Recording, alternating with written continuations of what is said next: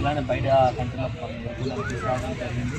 కూటమి ప్రభుత్వం వచ్చిన తర్వాత ఇప్పుడు పవన్ కళ్యాణ్ గారు కూడా డెవలప్ చేసింది. అంటే ఈ కూటమి ప్రభుత్వం వచ్చినాక చాలా వరకు ప్రజల్లో మార్పు వచ్చింది. కాకపోతే అంటే అంటే వైసీపీ కార్యకర్తలు అంటే ప్రజల తరఫు నుంచి ఏ విషయం కూడా కూటమిలో తప్పుగా చేసే అవకాశం లేదు కూడా, కానీ ప్రతిపక్షం మాత్రం ఎక్కువగా తప్పులు చూపిస్తుంది.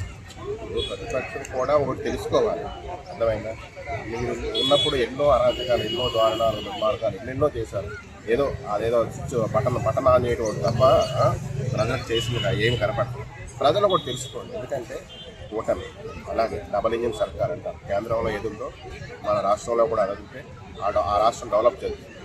ఇప్పుడు ఒక్క పని కాదు, చాలా పనులు ఇచ్చిన హామీలు మీకు 6 9 ఇట్లా అంటారు. అవి కాదు, కొన్ని వందల కార్యక్రమాలు చేస్తున్నారు ఇవాళ. భారతదేశంలో ముఖ్యంగా అభివృద్ధి చెందే రాష్ట్రం ఆంధ్రప్రదేశ్ రాజధాని అమరావతితో పాటు వైజాగ్. ప్రతి జిల్లాలో కూడా అభివృద్ధి కార్యక్రమాలు, కంపెనీలు, ఫ్యాక్టరీలు కొన్ని వందలు తీసుకొస్తున్నారు. వైజాగ్లో ఓపెన్ చేస్తారు. అలాగే విశ్వవిద్యాలయం కూడా డెవలప్ చేస్తారు. అలాగే రైల్వే జోన్ కూడా తీసుకొస్తారు. ఇలా నేను చెప్పాలంటే చాలా ఉంటాయి, ఒకటి చెప్పలేము. వందల కార్యక్రమాలు చేస్తున్నారు, చేసి చూపిస్తున్నారు. చక్కగా ఎంత మంచిగా చేస్తున్నారు కార్యక్రమాలు. ఒకసారి చూడండి, మన సోషల్ మీడియాలో చూసుకోండి. ఇంకేం చేయాలి మీకు?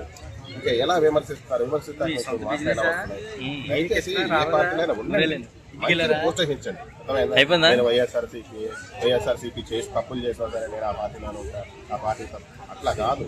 మంచిని గ్రహించి మంచి పార్టీ మంచిగా రాష్ట్రం డెవలప్ అవుతుంది కదా, ఆ రాష్ట్రానికి డెవలప్కి ఆ పార్టీలకి సహకరించండి. పార్టీ అనేది అర్థమైందా? అయిపోయి పార్టీ పద్ధతులు నాకు చాలా బాగుంది, చాలా మామూలుగా కాదు. ఇప్పుడు ఈ పార్టీ ఆ పార్టీ అని కాదు. నేనేంటంటే నేను పవన్ కళ్యాణ్ గారి అభిమాని, జనసేన అభిమాని, అలాగే మోడీ గారు అంటే నాకు ప్రాణం. విజన్ ఉన్న నాయకుడు చంద్రబాబు నాయుడు గారు అన్న నాకు చాలా అభిమానం. ఎందుకంటే ఆయన కలుసుకుంటే అది అదే పాతాళనకున్న ఏంటి స్వర్గసీమలాగా మార్చే కెపాసిటీ చంద్రబాబు నాయుడు గారికి ఉంది, చేస్తాడు. అలాగే లోకేష్ కూడా ఈ మధ్య చాలా ఆయన మాట్లాడే విధానాలే కాదు, విదేశాల నుంచి కంపెనీలు రావడానికి కానీ ఆయన ప్లాన్స్ అలాగే ఉన్నాయి.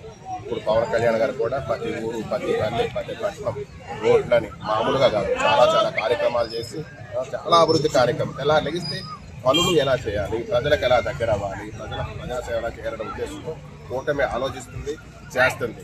దానికి తోడు ముఖ్యంగా ఏంటంటే మన ప్రధానమంత్రి మోడీ గారు 100% ఆంధ్రప్రదేశ్కి, భారతదేశానికి ఆయన సహకారాలు అందరికీ అందిస్తున్నాడు. కాబట్టి ఈ భారతదేశం అభివృద్ధిలో నడుస్తుంది. ఇంకో విషయం కూటమి ప్రభుత్వం లేకపోతే అంతకుముందు ఎప్పుడైనా అసెంబ్లీ లోపల ఎప్పుడైనా గొడవలు మాత్రం జరుగుతుంది, కానీ కూటమి ప్రభుత్వం వచ్చినప్పుడు డెవలప్మెంట్ తప్ప ఇంకా దేనికోసం కూడా గొడవలు అనేది జరుగుతుంది.